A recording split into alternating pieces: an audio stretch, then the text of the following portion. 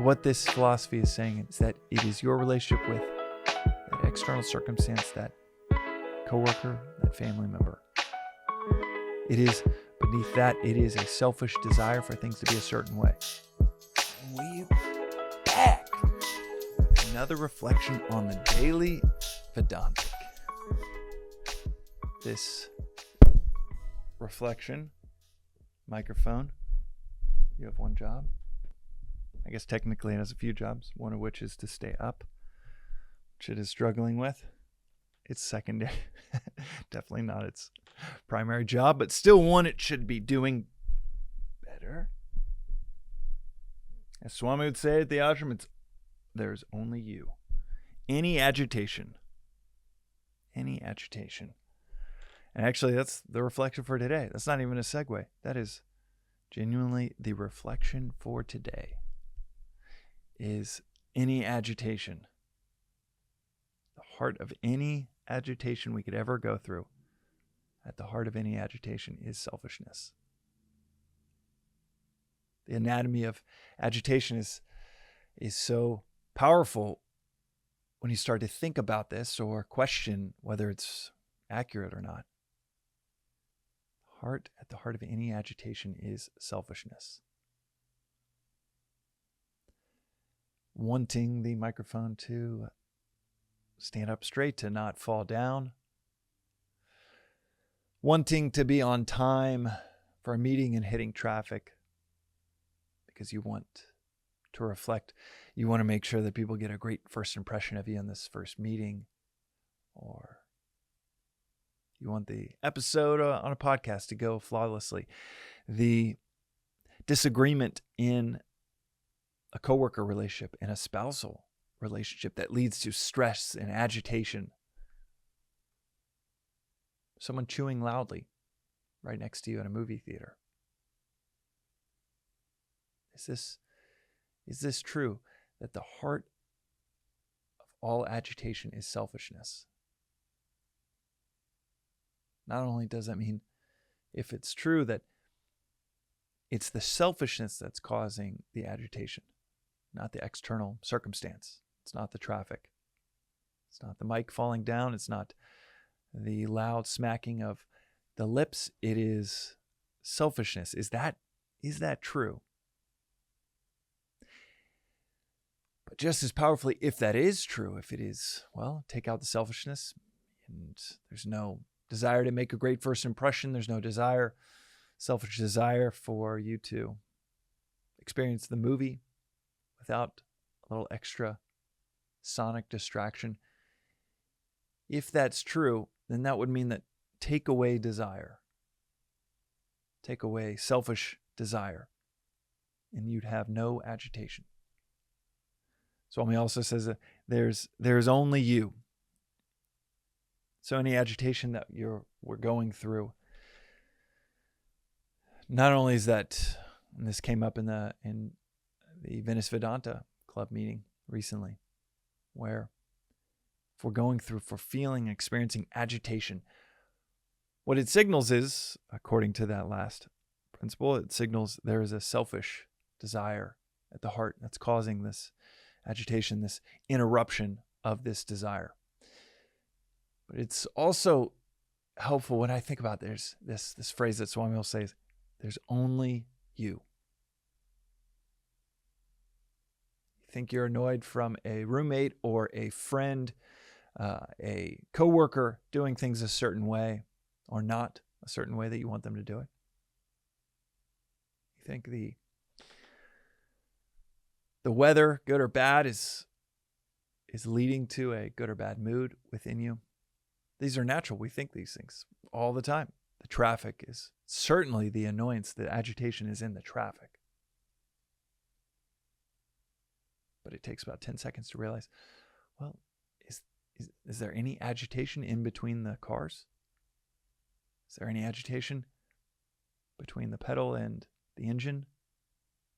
Is there agitation that is taking place, emotional agitation that's taking place on the highway? Or is the agitation within us? If you've been in traffic and not agitated, then By definition, it's not the outward, the external circumstance that is causing the internal agitation.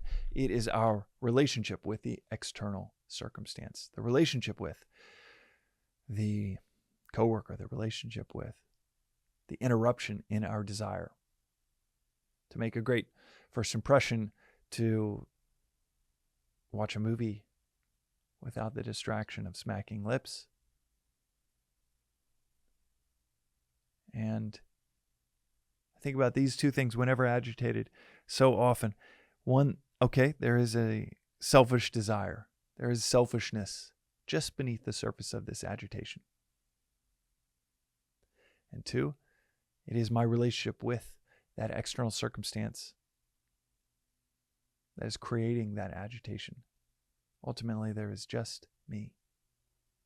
Even when we think it's stress and strain in a relationship with a coworker, a family member, a parent that just won't leave you alone, a sibling that just after about 2 hours just really gets on our nerves. What this philosophy is saying is that it is your relationship with that external circumstance, that coworker, that family member. It is beneath that, it is a selfish desire for things to be a certain way.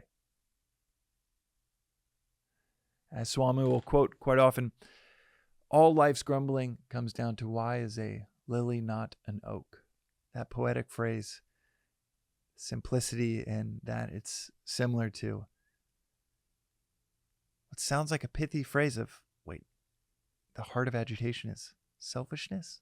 No, not all the time. And then you question it. Look at it from all angles. Kick the tires on such a simple statement to see if it's accurate. And it grows in its accuracy in our minds. All of life's grumbling is, why is a lily not an oak? The same arc. Now, that's not all of life's grumbling. Life's grumbling includes fear, suffering, the tragedy of death. It's not just wanting things to be a certain way, and then you think about it and you're like, okay, death is as natural as life. It's written into every one of our bodily futures. It is not a secret. It is a part of nature, and 30 seconds of imagination can take you to one crazy hellscape if death was not a part of nature. Everybody and everything that ever lived, just living forever.